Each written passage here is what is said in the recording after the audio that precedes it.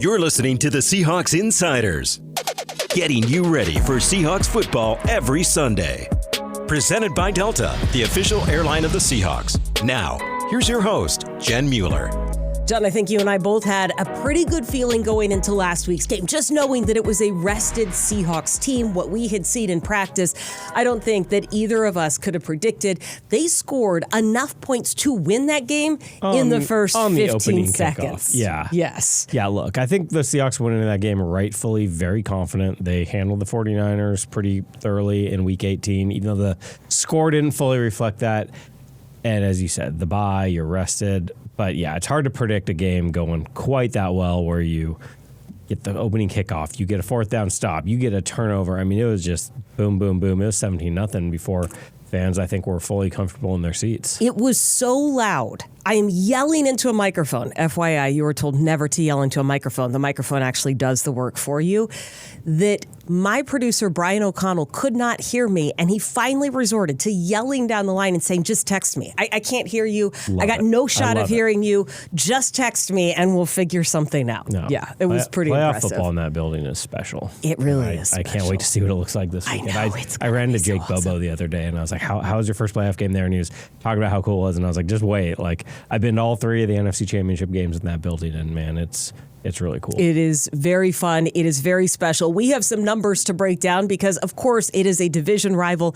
And you know what? The Seahawks and John and I, we wouldn't want it any other way. But I think the news that we might be most excited about leading into the game is the news that John Schneider is finally getting the recognition that we have all known for years. Yes. He has earned, and he has been such a force in the building, and now everybody in football will get a chance to recognize him. Yes, he was, just before we started this podcast, named the Executive of the Year by the Pro Football Writers of America. It's an award that he could have, probably should have won, back in 2012, 2013, as he and Pete Carroll built a championship team back then. But yeah, I mean, I can't imagine a more deserving person just in terms of what he did this year to build this team with the free agency moves, the trades, the draft class obviously producing some guys, but also, and we've talked about this before, but like the culture he helps set here, the tone he sets, his leadership. And Leo touched on this in his press conference on Wednesday of like, when someone was asking about just like how close this team is, how unselfish they play, and he's like, credit to John and those guys upstairs, like they're bringing the right kind of guys in. So it's not just finding, hey, this guy's really good at football. It's this guy plays the style we want. He's the right character we want. And yeah, it's an award he probably should have won before in his career, but I could not imagine a more deserving person than John Schneider. No, I also am very sure that he is kind of passing that credit on to his entire staff, and he is not going to take all the credit that he's earned. I thought it was interesting when you asked Mike McDonald about this earlier in the week, perhaps a little premonition that it was coming, or maybe just fingers crossed that this award was coming for John Schneider. I had a pretty good hunch it was coming. It was, we'll call you a soothsayer then. It wasn't a hard prediction to make. You never know with the way these things go. But I did think it was interesting how Mike pointed out John talks to more guys in the building than he does, right? And we have said that before on this podcast, just how involved he is with making sure everybody feels like they are part of the team. But to hear Mike talk about John as a leader, I thought was also an interesting part of the conversation. For sure, because it's, I think sometimes in that position, we just think of the acquisitions. We think of the trades. We think of the draft. And that's a big part of it, obviously. But yeah, I mean, this is a guy who's been in this building for 15 years now and going on 16. And he really does lead. And it seems like a little thing like, he'll walk through this building. He knows everybody. It's, or knows what you do. Yeah, he knows every name. He he is so tapped into what everyone's doing here, and that matters. It trickles down not just to like the employees he deals with, but to the players too. Like it's the tone that he sets here. Really, it's hard to put it into words like what it means to this organization. I don't know how he keeps track of all of the names and all of the movie quotes. Like and all the football. Like I don't know where this all goes in his brain, but somehow it all lives in his brain. Goes in one ear, right out the other for me. The other part they were talking about is the fact that John Schneider knows when to let Mike just kind of feel things out a little bit, make the mistake, learn a little bit. He knows when to step in, when to course correct, and that's a really big thing for the coach. But look, here's the other thing. He's not getting this award if he didn't have the right instinct, the right premonition, the right interviewing skills, or the right vision for the future. Because, John, it is truly amazing how consistent Mike McDonald has been. If anybody has seen the video of his very first meeting with the team, and you have paid attention to any of these press conferences, boy, they sound remarkably the same. I know. It's really, so for those who missed it, go to any of the Seahawks social media channels. Put out yesterday a video from Mike McDonald's very first team meeting, April of 2024, to kick off the offseason workout program. And you hear phrases, first of all, he paints a picture of hosting the NFC Championship game and it being cold and wet, and he missed the weather forecast a little bit. But he did get it that it's in the 30s. Yeah, he did get that part. You hear language that's common with this team now coming out of his mouth in his very first team meeting. So he really laid out this vision, and man, has he brought it to fruition. It's kind of funny that he was downplaying that when he met with the media this week, but he recognizes, right, how cool that moment is and how full circle it is as we head into the NFC Championship game. It's funny when Dave showed me that, all I was thinking about how nervous I was going to the first team meeting. I don't know if you can tell, it was a good editing job by our people.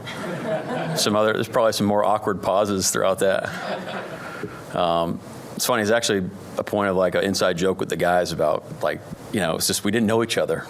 And it was our first like true interaction. It was just kind of this wild experience, and everyone talks about like what your first message to the team's going to be, and it's really overblown, frankly. And you think about, hey, look, what am I going to talk to the team about? What's the first thing? I don't want to say the wrong thing, but it just came to me. I think God just allowed me to just like kind of just take the pressure away and said, this is what you should say. And it was pretty powerful. It was pretty awesome. I do like his comment about edit out some pauses, but that's what good video editing does. You mix that's in, right. That's you what mix TV in magic some highlights, is. some music, and it gives you the goosebumps. But yeah, I mean, I remember getting a chance to watch that, just the raw video of it, right after that meeting in 2024, and in the back of my head thinking like, well, this is gonna be really cool when we get there, and locking that away, and then sure enough, we were able to dig it out and. Video team did a great job with it, and it's really fun to see a coach who's got this clear, again, vision for what this needs to be, and then to do it in 2 seasons is a hell of a job. Well, and see, that's the thing, though. You look at that and you're like, man, this is a really short time frame, right? Yeah. You hire Mike last year, you're in the playoffs, and you're in this position this year. I guarantee you that is not what it felt like in June. I guarantee you that is not what it felt like during OTAs. What that feels like is a total grind. And what I call them are bubblegum moments. John would talk about it, or Mike would talk about it in terms of we're going to stack wins, right? And so there's a couple of different ways when you look at the time frame and the leadership and the buy-in that he was able to create, because showing up for those OTAs, and we've talked about it all year long. Yeah. But now is when you can truly reflect back and go, yeah, that made a huge difference in their success. We would not be here if the guys didn't buy in the way they did and work the way they did in the offseason. And it's easier said than done. You can ask till you're blue in the face for them to come to our offseason program. But if you haven't built something out the way that like Ivan and Danny and the rest of the guys built out, and our coaches create an environment where they feel like they can come and get great work in and spend time with their teammates and actually improve as a player. If you're not doing those things to back it up, guys aren't going to want to come. So really, it's the players taking a leap of faith, trusting us and trusting what we've been able to bring to the table for them, and our coaches and staff, creating an awesome environment where they feel like they can get better. So if we didn't do it, we would not be here right now. I'm convinced of that. I do like this topic coming back around now, because it's an easy thing to talk about in June when you're like, man, this really matters. And we did. We talked about it probably on our podcast we did that time of year to start training camp, and Mike McDonald talked about it. Players talked about it. I wrote a story about it. But to then see it, to be like, okay, no, this worked out exactly how they planned. And man, especially on offense, when you got a new quarterback and a new offensive coordinator and just so much newness coming in on offense, for them to get that extra time in together. And then when we hear all season how close this team is, how connected they are, like that time really laid the foundation for where this is. And now here we are, NFC Championship, #1 seed, all that. It's like, oh yeah, those those OTAs, all that work in spring and summer really paid off. Here's the other part of it. Players recognize authenticity and they recognize BS. Mm-hmm. They understand what coach speak is. They know when somebody's feeding them a line. They also recognize when there is a clear vision and a clear plan that is going to make them better. That is another part of this leadership that shows up, right? Because you have some real veterans in the room, guys who have 10, 11, 12 years in the league. You've got Ernest Jones, who has been a leader, right? You've got all these guys, and every single one of them bought in. They also talked about how Mike, during those sessions and during the year, they've spent all of this time together, right? Mike wasn't just off doing his own thing, would say, here's what I am working on to get better. Mm-hmm. Here's where I need to improve as a play caller. Here's where you can hold me accountable. And when he creates that vulnerability, when you talk about the closeness, now everybody recognizes, hey, we are going to hold each other accountable. We're not going to point fingers at you. We're going to point fingers at the problem.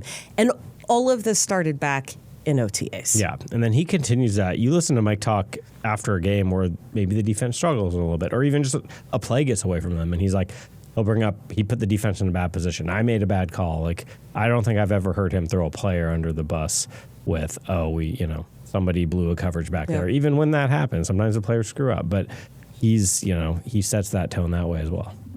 Well, and he's talked about maybe putting too much on their plate and not overthinking this matchup against the Rams. We're going to dive into those numbers right after a word from our presenting sponsor. Delta Airlines is bringing more big wins to the city of Seattle. With nonstop flights to over 60 destinations worldwide, we're moving Seattle forward with 2 new routes to Rome and Barcelona starting May 2026. And with thoughtfully designed cabins, premium service, a seamless travel experience, and our new Delta One Lounge for eligible travelers, your personal off-season is looking better than ever. Visit Delta.com to book your next trip. Do you know, I was looking at this. I believe that Sean McVay is perfect. I believe he's 3-0 when he is facing a team a third time during the course of the season. Perhaps that streak comes to an end this week because there are certainly things that are going in Seattle's favor.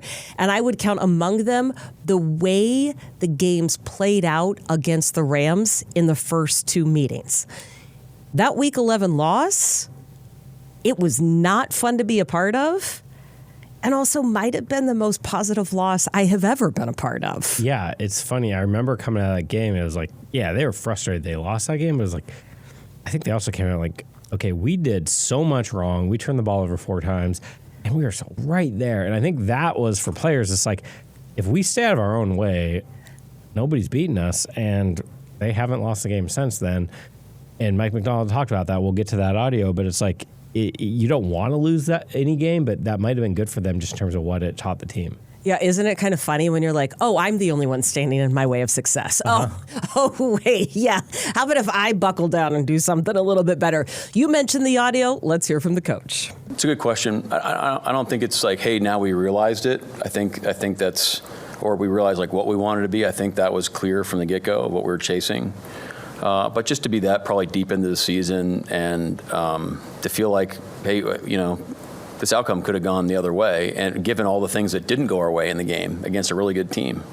And so I think it puts some urgency behind playing a little bit cleaner football and understanding like, hey, look, we can expect to try to figure out ways to win these types of games, and we're good enough to be able to do that.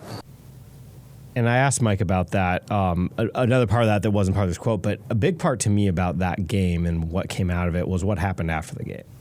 And we've been hearing all season about how close this team is, how connected they are, and what Ernest Jones did after that game when Sam Darnold had his worst game as a Seahawk. He threw 4 picks, and Ernest Jones just goes up there and immediately, very strongly, with words we probably don't use on this podcast. We do not use on this podcast. We will get our mouths washed out with soap from our mothers. Stood up for his quarterback in a way that it did 2 things. It just reinforced how connected this team is and, sent a message to those offensive players like, hey, we got your back even when it's not your day, and we know you got our back when it's not our day. But he also, and I don't know if this was his intent or not, but like, he took so much heat off of his quarterback. And like, you look at the next day's news cycle and everything that went on that week, a lot of the focus went and said like, oh boy, Sam Darnold did this too. Wow, look at what Ernest Jones said. Look how he stood up for him. And I don't think it's entirely coincidence the way the team has come together and has not lost since then. Yeah. And there was such a resolve after that game. There was such a resolve to say, you know what, we'll get him next time. Yeah. And that was the feeling. We can't wait for the rematch. Now, I think that there's another feeling around the NFL. They can't wait for the third rematch. But not everything went according to plan in that Thursday night game at Lumen Field. You still came up with a way to win. You gave up more yards than you have ever given up to any opponent, and you still found a way to overcome. So there's takeaways from that one that apply to Sunday's game as well. Well, first you got to give them credit. They had a great game plan, and they made a lot of great plays.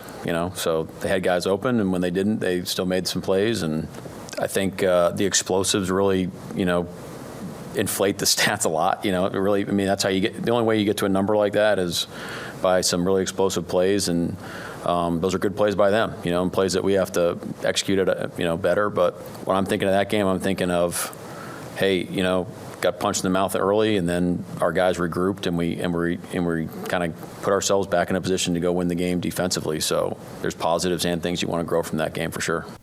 Explosive plays to the tune of 7 plays of over 27 yards, 4 plays of over 40 yards, 2 of over 55 plus, John. Yeah, that's going to inflate some stats pretty quickly. You don't love that. I don't love that. A lot of those happening early. They did have some critical stops in the fourth quarter with 3 and outs and then a couple of explosives after that. Somehow they found a way to rally. This also ties into pressure rates, Stafford getting the ball out, because it's not like he's heaving it 55 yards down the field. It's sometimes just the receivers finding those yards in the middle of the field. Yeah, and also, and Leo brought this point up of you got to stop the run against this team so Stafford doesn't get these quick throw opportunities, and they're one of the best teams in the league at getting third and short opportunities where it's so hard to pressure a quarterback if they're never in third and long. And that's when you mentioned those stops. I think it was 3 and outs in the fourth quarter. That's when the Seahawks were really stopping the run better. It went from, okay, they're falling forward for 5-6 yards on first down to you're holding them to 1, 2, 3 yards. And that's a huge part of what this defense is and what they've done all year long. So yeah, this is a prideful defense. I don't think you can expect to shut the Rams down. They're too good offensively. They have too many weapons. But I think we're going to see this defense come out and respond really well after what to them was a pretty disappointing outing. Well, there's a couple of points to that. Number one, Leo also said that what he liked most when he went back and looked at that film against San Fran is that they stayed ahead, right? Yeah. They stayed ahead of the sticks, right? So you're forcing them into some of those long situations. Here's the other part of this. The Rams, since that week 16 game, all correct. of the weeks are running together for me. Yep, just not along. It's been a very long, fun season. Listen to this. They have flown over 13,000 miles, 13,500 miles. They have had 4 games, a total of 650 plays. And if you total the player snaps, it's over 6,800. All of these numbers coming from our friend Mike Sando. Okay, so those are pretty big numbers. For the best offensive team in the league, they have led by less than a point on average during any single play during that 4-game stretch. And their travel included Seattle, then you go back to L.A., you fly to Atlanta, you go back to L.A. You fly to Charlotte, you go back to L.A. You fly to Chicago, you go back to L.A. And now you're back up to Seattle. This is going to feel like a quick little hop for them this time. It is a quick little hop. And think about Seattle's numbers on the other side of this. Seattle, since that game on the Thursday night at Lumen Field, has traveled less than 6,000 miles. They have played in 3 games with just 411 plays. Players have only totaled 4,000 snaps. They have outscored opponents. I know this is a lot of numbers. 81-19. In those 3 games, they have led by an average of 10.2 points. When you look at all of this, and I am not saying that the Rams aren't a great team, but what you really see is the value of home field advantage. You see the value of not traveling back and forth across the field. And you can be the best offensive team. Fatigue is real, and traveling across the country that many times, and the stress of those games and the way you had to win those games, that's a lot. The difference of winning both that game and then the Week 18 game for the Seahawks, instead of, because they closed out with 2 straight road games, you're looking at a Super Bowl run is going to require 5 straight games on the road if you're the Seahawks versus getting to take a weekend off and then be home for these 2 playoff games. I mean, it's really hard to overstate what a difference that makes. And Walter Jones and I were talking about this last week. He was in the kitchen. Look for that episode soon. But he said it is. He said, look, here's the thing. You get to that division game and you look around and you go, I just have to win 2 of these at home. That's it. That's all I have to do. 2 home games. Not that it's not a hard opponent, but the mentality of the players are, it's within reach. I can totally do this. This is not a stretch. And he said, to your point, you can't really put a value on that, but it makes a big difference when you're doing that. And look, you hope that a guy like Puka Nacua is a little bit worn out. Not only is he a favorite target and somebody who can do everything on the field, he racked up some yards against Seattle, and he is a standout anytime he's in the game. Yeah, well, I mean, you name it. I mean, ball skills are tremendous. So a lot of those contested catches he's coming down with, body control, on the sideline, being able to make plays. He can kind of do everything, so you can't just count for him for doing one thing. He's great in the run game. He's great running after catch. Yeah, I mean, he kind of gets like hidden yardages, which is a testament to his toughness, and so he does a lot of great things. He's a really good player. Yeah, when you look at yards after catch, which is how I'm kind of interpreting some of the leaky yards, like I know that they've got their own measurements for that, but the numbers that I can get a hold of his 1,700 total yards this season, 666 came after the catch. Last week against Chicago, more than half of his yards came after contact, right? And after catch, not contact. That would be running back. So you really do need to be like firm at the point of attack and with those tackles. Well, and we've seen that. I mean, again, I think this Rams offense is a different beast than pretty much anyone else in the league. But what the Seahawks have done since that game against Carolina, against 49ers twice, like they are giving nothing up. Like you might catch the ball in front of them, but you are getting tackled quickly. I just actually saw this before while you were talking. The Seahawks have not allowed a play longer than 20 yards in 3 games. And basically calendar-wise in a month. That's an insane number. And think about how many of those opponents needed to throw the ball to get back into the game. Yeah. And that's exactly what you would have done is now, I guess you can load up the defense a little bit differently. Yeah, but the point is you were facing more passes and the 49ers than run attempts. One of the most explosive offenses in the NFL when they don't play the Seahawks. I mean, you look at Mina Kimes, who I know fans love. She did on her podcast, she broke this down of like what their numbers are, look at a bunch of advanced numbers, EPA per play, all that. They're a top 5 offense for an entire season, regardless of whatever injuries they've had. When you take out 3 games of Seahawks, when you take those 3 games and rate it against the league, they're one of the worst offenses because the Seahawks defense just shut them down so well. Well, and I want to take a moment to shout out the Seahawks scout teams, because we talk so much about the preparation that goes in to the starting offense, starting defense. When you were talking about a guy like Puka Nacua, or last week you were talking about taking away Juwan Jennings and some of these guys, scout team works so hard. Yeah. And Ricky Weeks Jr., the 7th round draft pick for the Seahawks, he's a wide receiver. I've spent a lot of time talking to him about this over the course of the year. You go from being a draft pick and somebody who was contributing big time in college on offense to now his entire goal is, how do I make the defense better? How do I make sure that I give them the very best looks? And last week he was Juwan Jennings in practice, and Juwan Jennings did not have his name called very much. And the detail that goes into that starts with your splits at the line of scrimmage, your release off the line and against your defender. Like they are studying the opponent's game plan as much as they are studying the Seahawks offense or defense. And so Mike Morris shouted them out after the game. AD, the defensive coordinator, was talking about them last week. I don't want them to get lost in the shuffle because they are also a huge part of the success. Yeah, those practice squad guys, the guys who are just lower on the depth chart that we don't. You talk about them in training camp. You look at these roster battles of who's going to make their, and then they get lost in the shuffle behind all the starters. But yeah, those guys all have a big role in what this team's doing and getting everybody prepared for a game. Well, we are going to get you prepared for a game with the 2 things we need to see right after a word from our presenting sponsor. Take your own off-season with Delta Airlines and explore new routes from Seattle to Rome and Barcelona starting May 2026. Plus, with nonstop flights to over 60 destinations worldwide, Delta is moving Seattle forward one adventure at a time. All right, John, what do you got? So many things.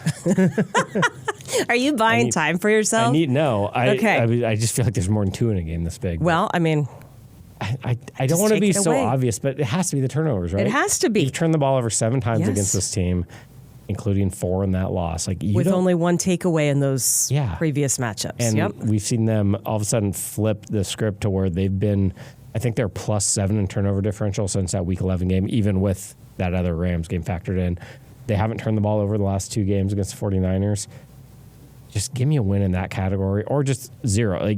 Call it neutral. And I just don't think this Seahawks team can be beat right now the way they're playing if they don't help teams out with turnovers. So that, to me, such an obvious one.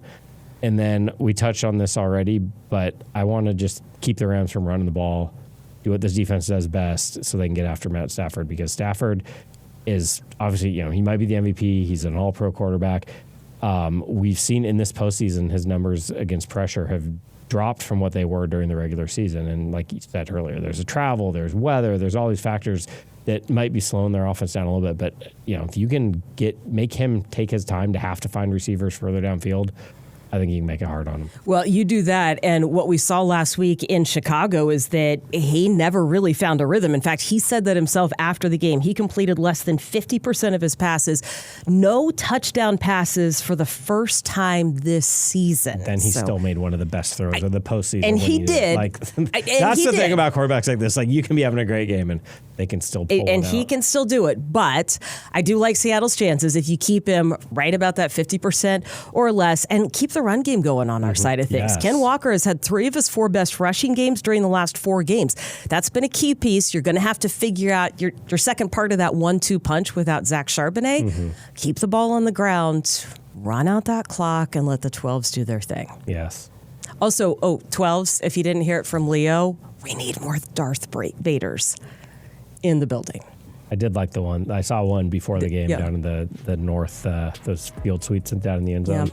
Saw one with his little dark side sign, full Darth Vader regalia. You were noticed.